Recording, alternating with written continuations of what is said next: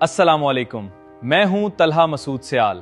Welcome to Insight Hub 27।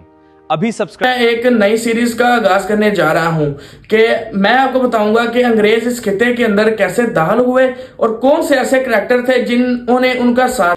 तो दोस्तों बात ऐसे है कि सन 1600 में अंग्रेज जो है वो पूरी दुनिया के ऊपर अपना तजारती रूट उसने बना लिया हुआ था।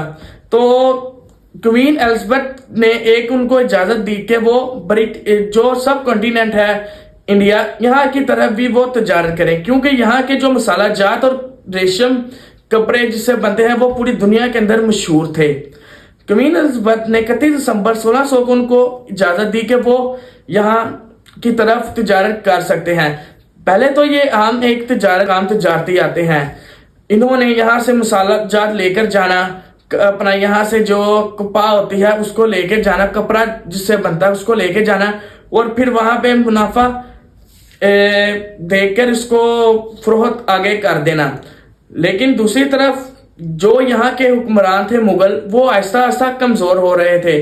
उनकी जो क्योंकि यहाँ पे जो लोकल थे लोग, उन्होंने वो आपस में तकसीम हो चुके थे। छोटे छोटे इलाकों के जो नवाब थे वो एक दूसरे से लड़ रहे थे अपना हुक्मरानी के चक्कर में। लेकिन जब अंग्रेज यहाँ पे आ गए, उसने बादशाहों को देख लिया कि बादशाह यहाँ पे जो है वो अय्याशियां कर रहे थे।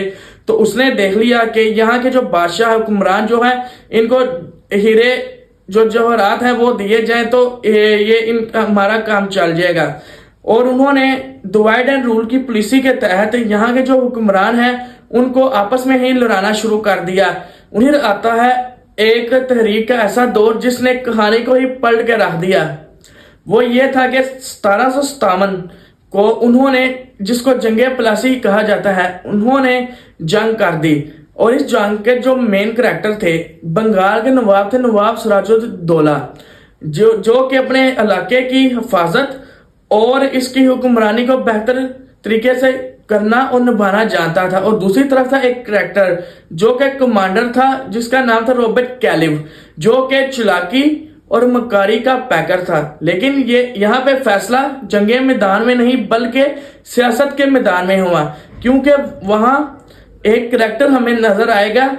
हमें एक करैक्टर का नाम मिलता है, हमने अक्सर भी सुना होगा, ये अपने इर्द गिर्द हम सुनते हैं खबरों के अंदर, मीर जाफर, जिसने ना सिर्फ अपने मुल्क के साथ गद्दारी की बल्कि उसने अपने नवाब के साथ गद्दारी की। और इस तरह जो अंग्रेज है उसने बंगाल के ऊपर कब्जा कर लिया। और यहाँ से ही जो ब्रिटिश हुक्मरानी थी वो इस सब कॉन्टिनेंट में एक ऑफिशियली तौर पर शुरू हो गई। वो बंगाल के टैक्स पेयर और कलेक्टर बन गए।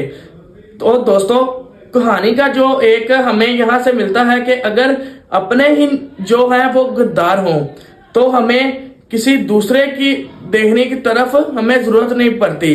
तो आज की वीडियो के लिए इतना ही। हम मिलेंगे अगली वीडियो में, तब तक के लिए अल्लाह हाफिज, स्टे ब्लेस्ड।